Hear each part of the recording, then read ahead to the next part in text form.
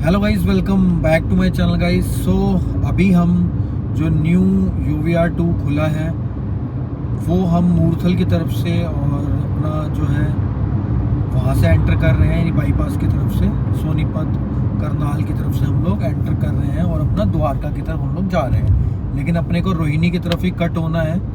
तो ये जो व्यू है अभी टनल का है। टनल जो उन्होंने नीचे से अंडरपास जो बनाया है, टनल नहीं बोलेंगे अंडरपास ही बोलेंगे, तो वो बनाया है और ये हमें आगे लिंक कर देगा अपने क्या बोलते हैं रोहिणी वाले जो हमारा रास्ता है वहाँ से।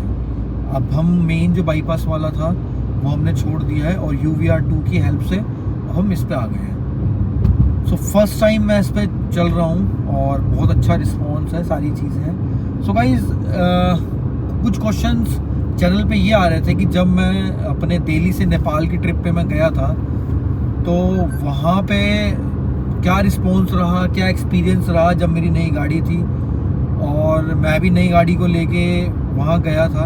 तो भाई फर्स्ट ऑफ ऑल मैंने अपनी जो गाड़ी थी मैंने 2000 किलोमीटर चला दी थी, ठीक है, 1500-2000 किलोमीटर से ऊपर चला दी थी और मैंने पहली सर्विस उसकी करवा ली थी, पहला पॉइंट, ठीक है। दूसरा पॉइंट, जब मैं उसको लेके गया था तो मैंने कहीं से कहीं तक वो गाड़ी रैप नहीं करी, मैंने 90 पे ही वो गाड़ी चलाई थी, 90 पे ही लेके गया था, हार्डली 100 कहीं पे ले गया हूँ, वरना 90 पे हम लोग गए, आराम से गए थे, हमें कोई ज़्यादा कुछ करने की ज़रूरत नहीं पड़ी थी, ठीक है। हम लोग नॉर्मली उसको लेके गए थे और रुक रुक के हम लोग खाते पीते आराम से जा रहे थे, क्योंकि हमारे पास पूरा एक दिन था। हम दोपहर को निकले थे, पूरी नाइट हमने, पूरा दोपहर हमने गाड़ी चलाई थी, नाइट पे हम गाड़ी चलाई और सुबह हम पहुंच गए आराम से। तो ऐसा कोई टाइम लिमिट नहीं थी कि जल्दी जाना है, रास्ता हमें पता था, सारी चीज़ें क्लियर थी। सो गाइस ओवरऑल जो वो 1200 किलोमीटर का हमारा ट्रैक था, 1200 किलोमीटर का हमारा सफ़र था। ट्रैक में इसलिए बोल रहा हूँ क्योंकि उसमें 3 एक्सप्रेसवे आपको पार करने पड़ते हैं, इवेंचुअली 4 करने पड़ते हैं, ठीक है। पहला आपको, अगर आप छोटे छोटे एक्सप्रेसवे भी गिनोगे तो 5-6 हो जाएंगे, लेकिन मैं आपको स्टार्टिंग से बता रहा हूँ। पहला आपको दिल्ली जो ग्रेटर नोएडा एक्सप्रेसवे है वो वाला आपने पार करा, वो वाला है। दूसरा जो आपने पार करा वो वाला है अपना दिल्ली टू आगरा, यानी यमुना एक्सप्रेसवे। पहला, मैं उसको पहला मानता हूँ क्योंकि 192 किलोमीटर का वही है, तो 200 किलोमीटर का लमसम आप समझो, 200 किलोमीटर का।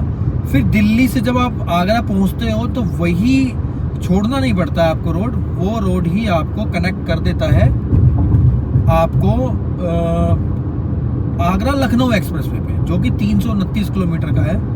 तो हम फिर आगरा लखनऊ एक्सप्रेसवे चढ़े, फिर आगरा लखनऊ से फिर हम आगे की तरफ क्या बोलते हैं लखनऊ के अंदर पहुंचे। फिर लखनऊ में 2 तरीके से रास्ते हैं, एक तो अंडरपास है जो कि अंडरपास करके आप जा सकते हो, बाईपास लेके आप जा सकते, अंडरपास कह रहा हूँ, बाईपास है, पूरा का पूरा लखनऊ बाईपास हो जाता है और आप वहाँ जा सकते हो, ठीक है। एक तो वो हो गया। दूसरा गाइज जो है वो है कि लखनऊ के अंदर से होके अगर आप जाते हो, ठीक है, तो मेरा सजेशन यही है कि आप लखनऊ के अंदर से होके जाओ। अगर आपको जल्दी नहीं जाना है, जल्दी जाना तो बाईपास कर लो आप, ठीक है।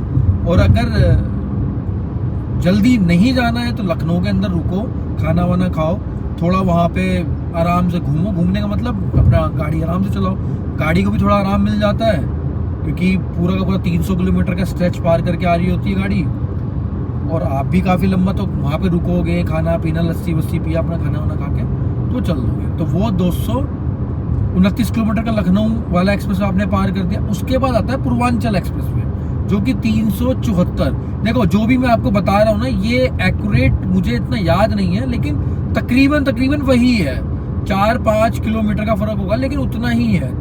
329, 192, 374 या 392 के करीब है, आई थिंक पूर्वांचल है। फिर लखनऊ से आपका स्टार्ट होता है पूर्वांचल एक्सप्रेसवे, वो 394 या 84 के करीब है, तो वो है टोटल 1200 किलोमीटर पड़ता है जो हमारा, जहाँ हमारी डेस्टिनेशन है। तो गाइज फर्क अब ये है, आप पूर्वांचल पहुंचते तो पूर्वांचल क्या है, वो बिहार का बॉर्डर पड़ जाता है, यूपी और बिहार का बॉर्डर पड़ता है। तो पूर्वांचल से फिर अपना क्या है, बक्सर तक आपको एक 30-40 किलोमीटर का मतलब लोकल हाईवे है, वो पार करना पड़ता है। उसके बाद again Arrah to Buxar expressway पड़ता है, वो है 80 किलोमीटर का अगेन एक्सप्रेसवे, जो कि सीमेंटेड है पूरा यमुना की तरह। तो वो भी काफ़ी अच्छा बना रखा है।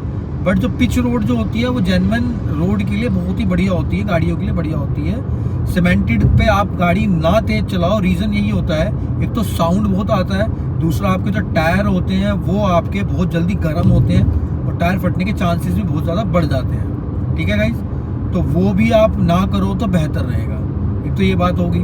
अब बक्सर के उसके बाद फिर हम 200-250 किलोमीटर लोकल एक्सप्रेस में जाते हैं, जो दिल्ली आगे जाके दिल्ली मतलब अपना एक्सप्रेस में बोलते हैं वहाँ के लोग, दिल्ली हाईवे बोलते हैं।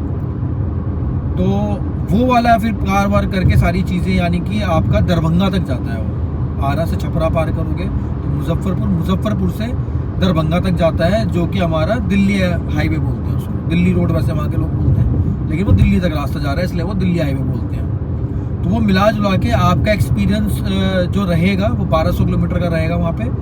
अब ये तो मैंने आपको रोड की इन्फॉर्मेशन दे दी, अब मैं आपको इन्फॉर्मेशन दे रहा हूँ कि कैसा रिस्पॉन्स रहा, कितनी की गाड़ी ने एवरेज दी, ठीक है, और गाड़ी चली कितनी हमारी, ठीक है, कितने स्टॉप हमने लिए, और ये सारी चीज़ें हमने कहाँ पे क्या क्या खाया पिया, सारी चीज़ें बता देता हूँ आपको। फर्स्ट ऑफ ऑल गाइज, जो एंटायर हमारा जो ट्रिप रहा उसमें गाड़ी ने एवरेज दी मुझे 20 किलोमीटर की। ठीक है, अब 20 किलोमीटर की ट्रिप इसलिए दी क्योंकि मैं गाड़ी को 100 भी ले जा रहा था, 90 भी ले जा रहा था। ठीक है, गाड़ी में हम एसी चालू करके फिर कहीं रुक रहे थे तो खाना भी खा रहे थे।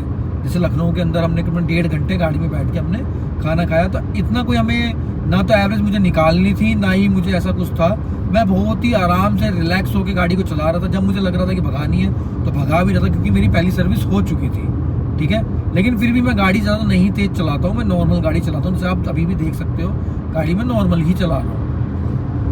अब ओवरऑल जो चीज़ें रही उसके बाद जो है वो हमने यमुना एक्सप्रेस में पार किया। यमुना एक्सप्रेस में पार करने के बाद हमने एक जो है वो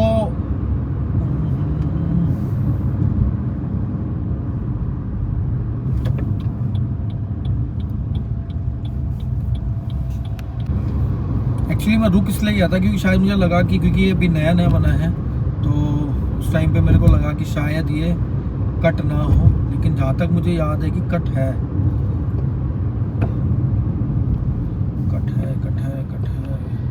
अभी मुझे ऊपर चढ़ना था, गलती से मैं नीचे आ गया क्योंकि फर्स्ट टाइम आ रहा हूँ। तो अगर मैं कट नहीं लिया ना तो फिर निकल जाएंगे 15-20 किलोमीटर आगे। सो गाइज ओवरऑल फिर उसके बाद जो है हम लोग फिर हम गए और जाने के बाद यमुना एक्सप्रेस पे पहुँचे। यमुना एक्सप्रेस पे पहुँचने के बाद जो हमने पहला स्टॉप लिया वो हमने लिया था अपना मथुरा में, जो मथुरा का था। मथुरा पे वहाँ पे है पंप है, सारी चीज़ें हैं, सब कुछ बना रखा है। तो वहाँ पे हमने पहला स्टॉप लिया था और वहाँ पे कुछ दूर रुकने के बाद सारी चीज़ें हमने खाई पी, और खाने पीने के बाद फिर हम वहाँ से चल दिए। अब हम चले कब थे? हम चले थे दोपहर के 1:30 बजे करीब, 1:30 से 2 बजे के करीब हम लोग चले थे। ठीक है, 1:30 से 2 बजे के करीब हम लोग चले, और चलने के बाद हम लोग आराम से चलना था क्योंकि मुझे पता था कि ओवरऑल जो है हमें एक दिन पूरा लगना है। तो एक दिन लगने की वजह से मैंने कहा कि अगर दोपहर में चलते हैं हम तो दिल्ली का जो रास्ता है वो हमें पार करना है, और यमुना हम पार कर देंगे अपना शाम तक 8 बजे तक। ठीक है, और खाना वाना खाने के बाद फिर लखनऊ यमुना पे चढ़ेंगे, फिर यमुना पार करेंगे, फिर हम पहुँचेंगे रात को, मतलब ये लगा लो आगरा हम पहुँचे शाम को 6-7 बजे, मतलब आगरा एक्सप्रेस पे। और 6 बजे के बाद हमने क्या करा, वहाँ पे रुके मथुरा पे। मथुरा के बाद हमने स्ट्रेच करा, यानी खींचा, क्रूज़ करा। तो क्रूज़ करते करते लेट नाइट हम लोग पहुँचे तकरीबन 11:30 बजे।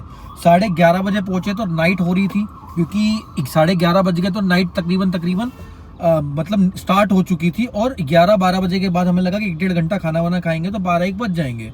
तो 1 बजने का मतलब है कि आधी रात हमने निकाल दी, और 4 बजे के बाद दिन निकल जाता है।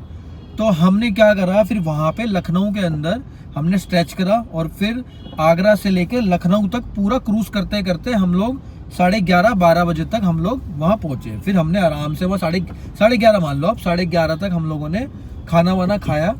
और खाना वाना खाने के बाद खाना वाना खाने के बाद हम फिर लखनऊ में, क्योंकि लखनऊ के अंदर भी ट्रैफिक नहीं था, क्योंकि रात हो रही थी तो लखनऊ के अंदर भी ट्रैफिक नहीं था। तो फिर वहाँ से हमने 12 बजे के करीब हमने पूर्वांचल एक्सप्रेस पे पकड़ा, और पूर्वांचल एक्सप्रेस पे पकड़ने के बाद वो है 390 के करीब, आई थिंक 90-92 के करीब है वो। तो वो हमारा पूरा का पूरा जो सुबह का टाइम था वो पूर्वांचल पे ही निकला, यानी कि पूरी रात हमने पूर्वांचल एक्सप्रेस यानी एक एक्सप्रेस पे हमने क्रूज लगाया और उस पर हमने आराम से क्रूज करा। अब पूर्वांचल जब हम पार करते हैं तो पूर्वांचल पे ही सुबह हो जाती है, तो यानी कि तकरीबन 6-6:30 बजे करीब हम लोग पूर्वांचल पार कर दिया। ठीक है, पूर्वांचल एक्सप्रेस वे हमने पार कर दिया। अब हम आरा बक्सर पे चढ़ गए। तो आरा बक्सर में प्रॉब्लम क्या थी कि जब भी हम आरा और छपरा पे हम लोग पहुंचते थे, बिहार का मतलब स्ट्रेच पड़ता है, जब भी आप नेपाल जाओगे तो बिहार को आपको क्रॉस करना पड़ता है। ठीक है, तो जब हम आरा के पास हम लोग पहुंचे तो वहाँ पे क्या होता है कि छपरा के पास रेत खनन होता है, यानी कि रेत माफिया है बहुत बड़े लेवल पे। और गाइस यकीन मानो वहाँ पे कम से कम नहीं तो 5 से 6 हज़ार ट्रक हमेशा रहते हैं, और कई सौ किलोमीटर मतलब कह रहा हूँ कई सौ ट्रक मतलब लाइन से खड़े हुए हैं, कोई पूछने वाला नहीं, कोई बोलने वाला नहीं, कोई रोकने वाला नहीं। ठीक है, और ऐसे ही खड़े हुए हैं, मतलब आपका रास्ता जाम कर रखा है उन्होंने, मतलब फुल बदमाशी, कोई कुछ नहीं बोल सकता क्योंकि सबको पता है कि कोई कुछ क्यों नहीं बोल सकता। ठीक है, कई किलोमीटर पार करते जाओ, 5 किलोमीटर 6 किलोमीटर 7 किलोमीटर आगे जाके पता लगता है कि एक ट्रक फालतू का खड़ा हुआ है, उसने जानबूझ के आगे पूरा जाम कर रखा है। ठीक है, तो वो वाला स्ट्रेच करते करते हम लोग पहुंचे, और कहने का मतलब ये है कि तकरीबन हम लोग घर जो है वो हम 11-12 बजे तक हम लोग पहुंच गए थे। तो ओवरऑल जो एक्सपीरियंस रहा वो काफ़ी अच्छा रहा, क्योंकि अब जो है वो हमें नया रूट मिल गया है। ठीक है, गाजीपुर की तरफ वो नया रूट एक है वो हमने कर दिया है, तो उसकी मैंने प्रॉपर वीडियो एक डाल रखी है।